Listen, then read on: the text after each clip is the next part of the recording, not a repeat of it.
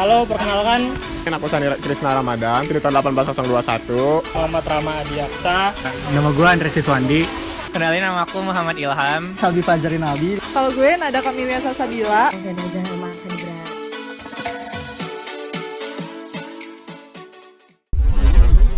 Rate kesulitan kuliah di ITB.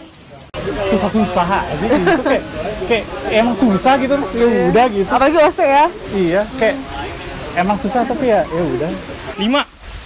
Dari berapa tuh? Dari berapa? Dari 5.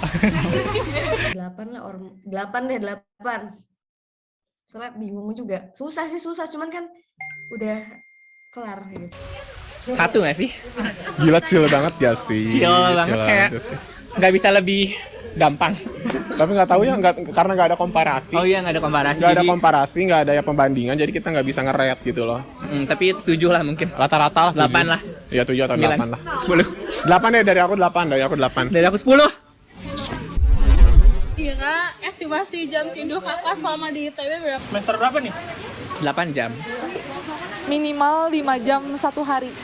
Paling ya jam 12, jam 1 nggak tidur. Bangun, kalau misalkan tugasnya belum kelar tuh jam 4 subuh, bangun lagi, kelarin dulu sampai masuk kampus. Kalau enggak, ya udah tuh jam 7 gitu bisa masuk kampus. Sering juga nggak mandi kalau ada kelas jam 7. Gitu. Normal jam 11 paling. Kali semester 5. Semester 5 tuh bisa subuh ya, bisa sekali tahajud ya. Rata-rata 7 sampai 8 jam, cuman waktu semester 5 aja jadi 6 atau 5 jam doang waktu semester 5, semester 6. Biasanya jam 10-an, jam 11 itu. Nah, soalnya kita berdua emang nggak ada yang begadang anaknya. Gue 8 jam seminggu. 8 seminggu. Perbedaan ketika di TPB dan di jurusan. Lebih susah TPB, pengen nangis. Ya, enggak. Dua-duanya susah tapi. Ya, kalau jurusan lebih seru aja sih, lebih kayak rasa kekeluargaan lebih dapat gitu.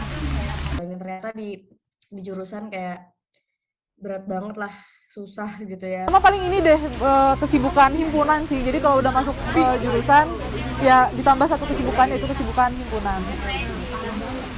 Sama ada tempat pulang aja sih kalau misalnya gabut gitu. Ekspektasi dan realita di HMO Triton ITB. Gue nggak punya ekspektasi sih, jadi gak.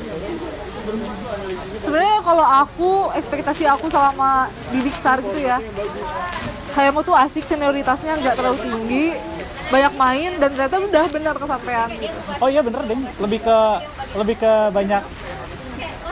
Jadi ada yang ngajarin aja gitu. Kalau bingung kayak bisa ada satu tempat untuk pulang. Ekspektasinya sih dulu apa ya, mungkin kalau acara himpunan tuh ramai banget gitu ya, sampai misalkan ratusan orang gitu ya, sampai ribuan gitu, sampai kelas 1401 tuh penuh gitu. Tapi mungkin realitanya ya partisipasinya kurang sih masanya.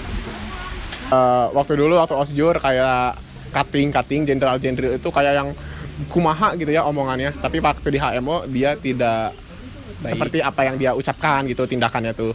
Jadi kayak ekspektasi sama realitanya bedanya di situ aja sih. Dia omongan sama perilakunya beda kayak gitu. Sebelum masuk HMO mungkin terjawab pas BP angkatan aku yang menjalankan gitu. Jadi kita bisa ngedesain BP kita mau ini gitu. Tapi tetap dibalikin juga ke kebutuhan masanya gitu.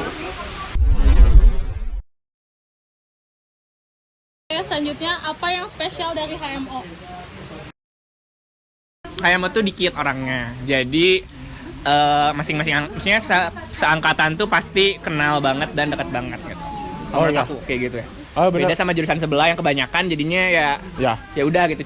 Kan kita tuh sedikitan gitu ya, jadi kayak nggak mungkin kamu tuh nggak kenal satu sama lain, nggak kenal sama kakak tingkat kamu gitu. Terus juga karena sedikit, kalau bolos forum atau segala macam tuh pasti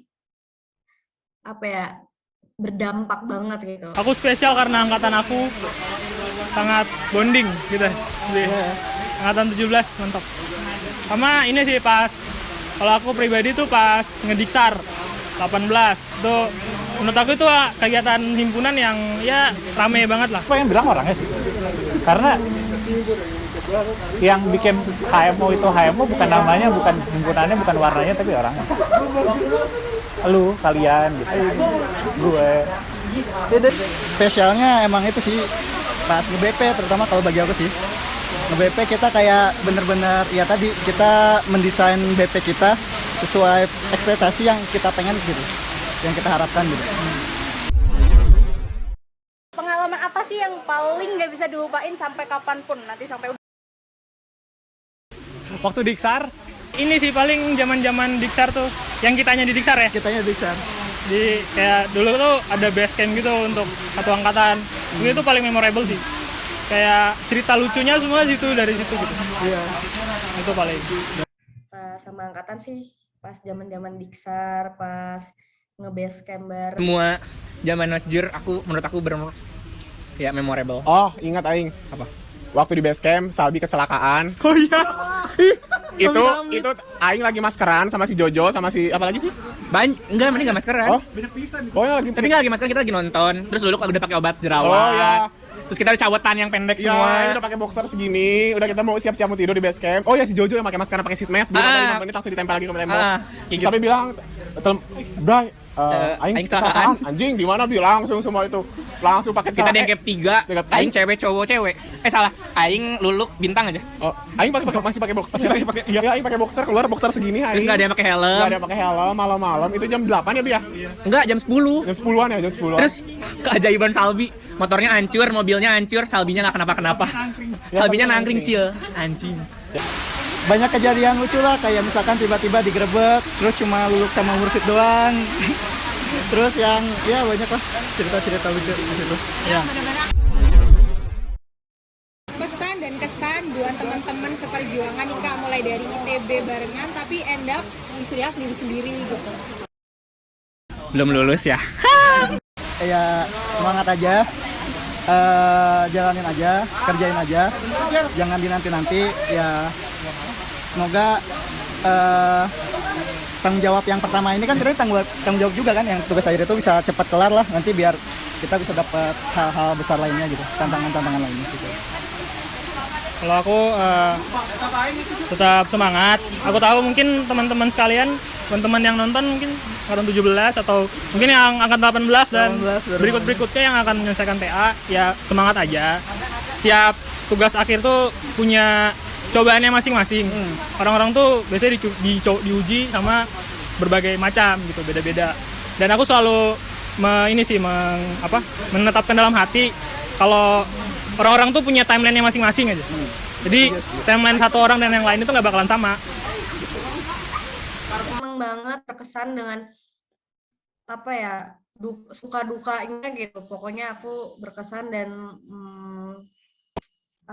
kalau pesannya untuk temen-temen yang udah sukses duluan gitu ya, yang jangan lupain kita gitu, kasih ilmunya ke kita bahkan ke adik-adik tingkat gitu. Buat teman-teman yang udah duluan, terutama 2 orang yang udah wisuda duluan, makasih sebenarnya kalian secara nggak langsung udah jadi pemacu kita untuk terus mengejar lah ini ya. Terus buat teman-teman yang sekarang lagi di wisuda, semoga kalian udah nemuin jalannya masing-masing, udah dapat kerja, dan abis wisuda langsung apply kemana-mana aja. Terus buat teman-teman yang masih berjuang, aku harap sih perjuangan kalian tuh nggak berhenti. Oke, boleh beristirahat, boleh pause, tapi jangan sampai berhenti total. Terus nggak usah pusing-pusing sama TA, nggak usah terlalu dipikirin karena ya udah itu akan berlalu, nggak kerasa gitu. Terus ya aku harap semoga kalian bisa cari kerja dari sekarang aja, soalnya susah itu guys. Kalau nggak ya buat teman-teman yang seperjuangan, apalagi Arneva khususnya, dan mungkin senior aku anak 16 atau 15 yang belum lulus, pertama yang penting harus sabar aja dan percaya kalau misalnya setiap orang pasti ada waktunya. Cuman satu, jangan hilang harapan aja gitu loh. Malas boleh, malas itu harus. Kalau mana nggak malas, entar mana stres gitu loh. Jadi mana harus malas-malasan dulu untuk recharge energi, tapi jangan sampai hilang harapan, hilang motivasi. Kalau mana bakal sukses satu waktu nanti gitu sih. Idem Sani. Belum lulus ya. Cut.